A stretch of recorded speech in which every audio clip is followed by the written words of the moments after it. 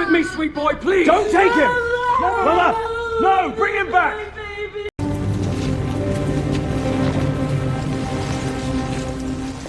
Finish dressing, Your Grace. I already have.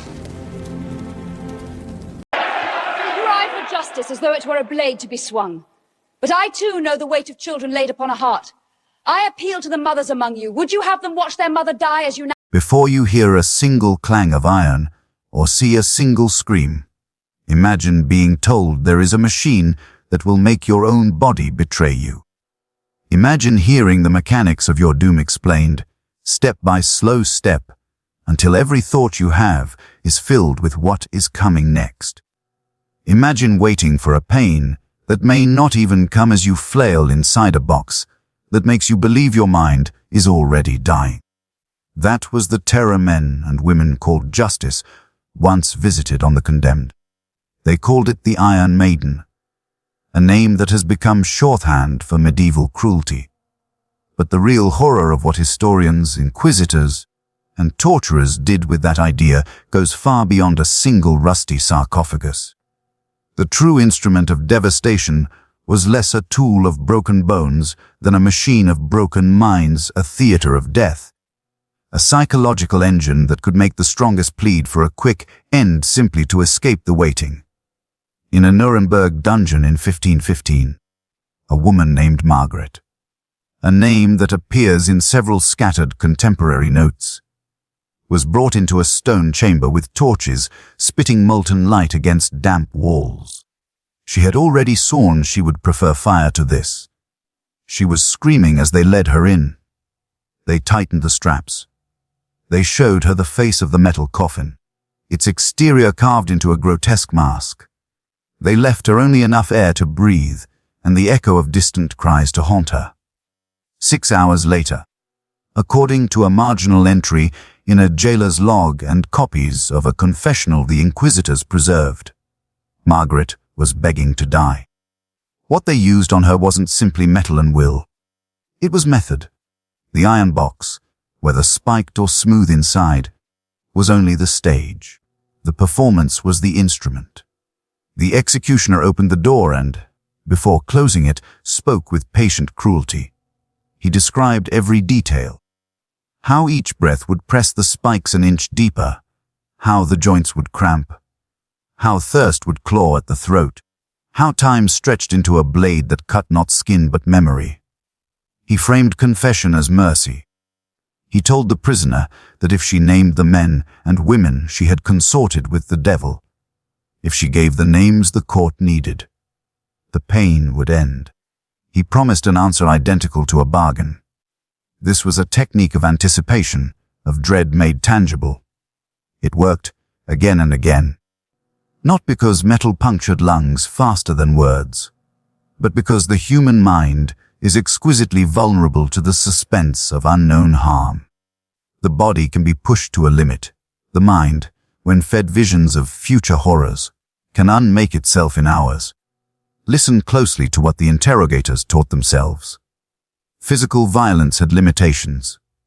A limb shattered, a back broken, a body might seize, the tongue clench, the prisoner black out, and the court would lose the confession they desired. They needed not only a confession, but a story, names, times, places, conspirators. What the machine offered was a way to keep the prisoner conscious and terrified, to direct their imagination toward producing exactly the narrative the court demanded. It was interrogation engineered like a courtly play. There were many variations. In some accounts the interior was lined with iron spikes, set just so to miss vital organs. In others the interior was empty, a sealed coffin of silence. Wonderseer attributes to an executioner a strange medical precisions, spikes positioned at the shoulders, ribs, thighs, painful enough to be constant, not lethal immediately. Another record, later, and more controversial, describes devices fitted with PEEP, holes cut into the face so the prisoner could watch, the chamber beyond the hooded figures, the actors, the thud of other victims, the ceremonial routine. The viewing holes turned the device into a voyeur's chamber.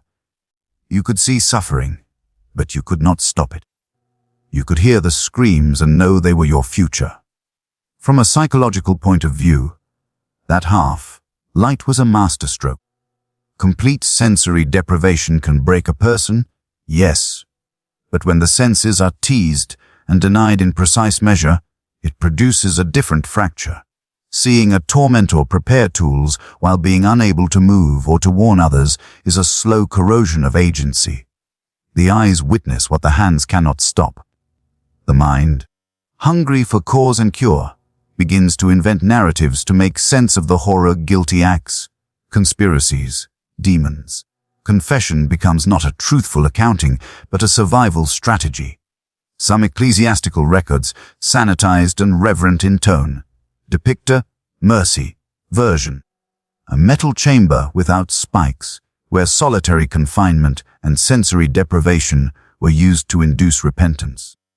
The Pope's officials, who always liked to think of themselves as humanitarian reformers, touted the merciful maiden as a way to spare bloodshed, lock a woman or a man in darkness with little air and no stimulus. They argued, and conscience, not a sword, will do the rest. In those versions, prisoners quickly hallucinated, spoke to the dead, dreamed demons into existence, and then confessed to everything, to anything that would bring the light back. That is the cruelty's final inversion. When the body is spared, the mind is tortured. And because the mind yields names and narratives with more urgency than the body yields screams, courts could harvest confessions that satisfied law and public appetite alike. The results were catastrophic. Names named names, accusations multiplied. Communities devoured themselves. A technique designed to avoid bloodshed ended by fueling massacres. It was theater, in other words, as much as it was torture. A small chorus of actors and jailers, a bell, a pulley. The cunning echo of a distant groan could convince the terrified prisoner that 1,000 things had already happened. In some excavated devices, archaeologists later found not only tools, but chambers built to amplify sound, false floors to shift echoes, contraptions meant to simulate other victims. The machine's power lay in its ability to convince a mind that suffering was inevitable and limitless. If you can be made to believe there is no end, then any bargain will do. We have to be honest about the documentary record. The concrete artifacts we call Iron Maidens are often later constructions. Romantic or sensational displays made centuries after the dark practices they memorialize.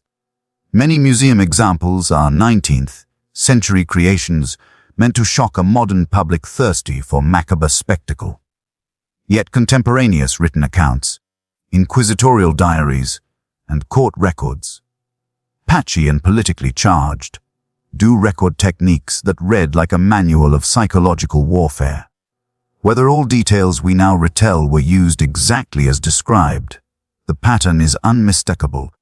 Interrogators traded blunt instruments for subtler weapons because subtlety extracted more of what the state wanted. Think of the prisoners who begged to die. It is a chilling line of logic, but it is comprehensible.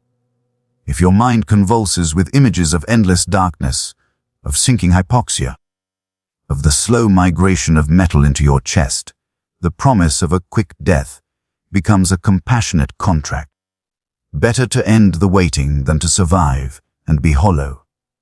That is how Margaret's confession reads in the records that survive.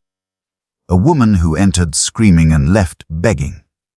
Whether her words were true is another question. What is certain is that the court recorded them, printed them, and used them. The fallout was not only moral, it was political. Whole towns and villages were burned on the strength of testimony produced in torment. Witchcraft panics spread through Europe when confession, coerced and detailed, became the trump card for prosecutors. Families were destroyed. Neighbors denounced neighbors in a terrifying cascade. The logic of the machine. Fear yields confession yields conviction. Turned justice into a production line. Modern psychologists reading these archives see familiar mechanisms. When deprived of agency, humans seek control where they can find it. When survival depends on telling a particular story, stories are told. The mind's attempt to regain autonomy produces a string of fabrications, confabulations, and ultimately a confession. Today we call many such statements false confessions. Yesterday, the courts recorded them as proof. The moral cynicism deepens with the theatrical manipulations. Imagine an inquisitor rehearsing, an actor planted in the gallery to describe torments in precise detail. The heat of coals, the groan of spikes, the smell of burnt hair, as if the story had already happened. The victim hears this and assumes the machine's logic is unavoidable. Others have endured it and spoken. Why should I last longer? When every voice in the room agrees on the inevitability of your suffering, the mind will often accept that inevitability as truth. There were horrifyingly occasions where the device itself was used as a bargaining chip between courts and the faithful.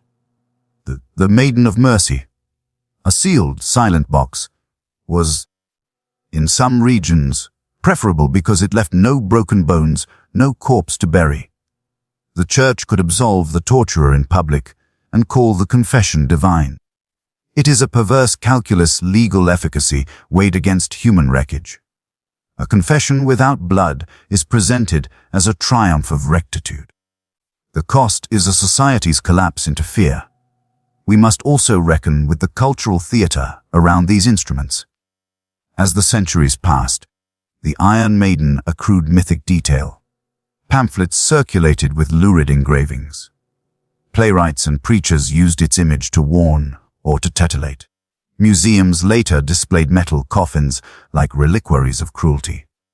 The reality, brutal and bureaucratic, was fed into a modern appetite for spectacle. That spins the historical record, and we must be careful horror has been packaged and sold for centuries. Even so, the psychological innovations alleged to have coalesced around these coffins were real. Techniques of isolation, sensory manipulation, staged sound, social contagion. They were deployed, refined, and, disturbingly, institutionalized. The machinery of confession became a template for interrogation. The good cop, bad cop dynamics, the progressive escalation of pressure, the use of group dynamics to extract admission. These are echoes of medieval practices. There is also a darker technical twist. Historians have excavated the engineering of despair. In some sites excavated in Central Europe, researchers found devices beneath chambers, pulleys, resonating cavities, bellows, designed not to maim, but to mimic the sounds of suffering.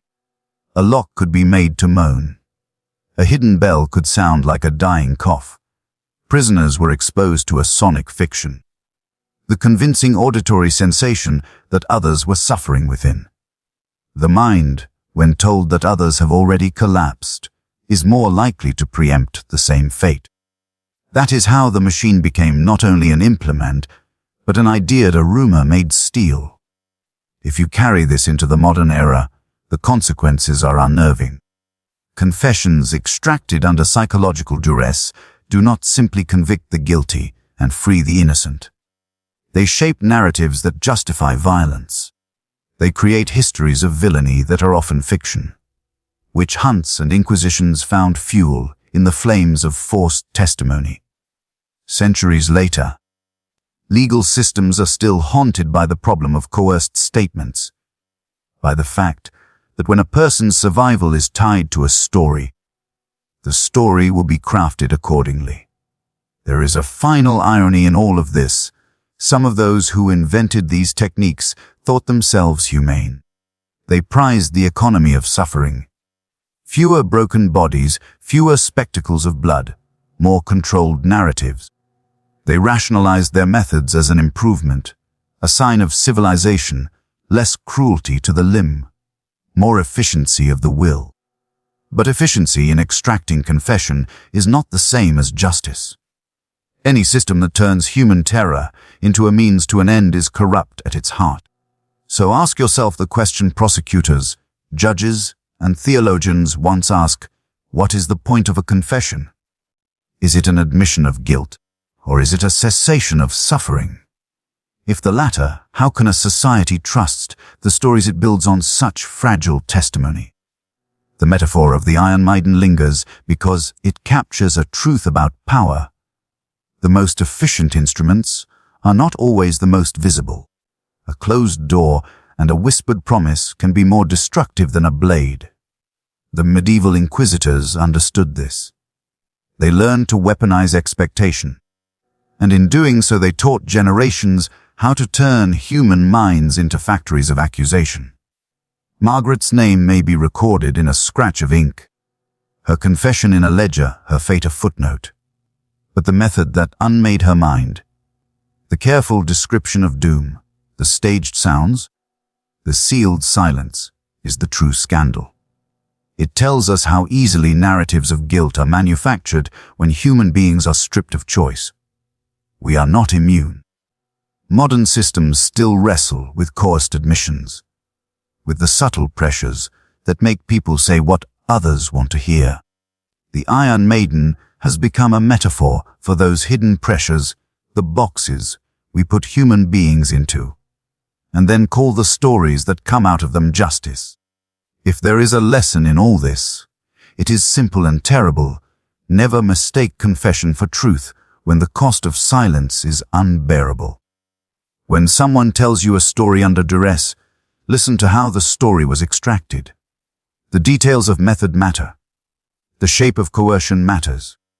The difference between justice and theater is whether the accused had a choice to keep silent.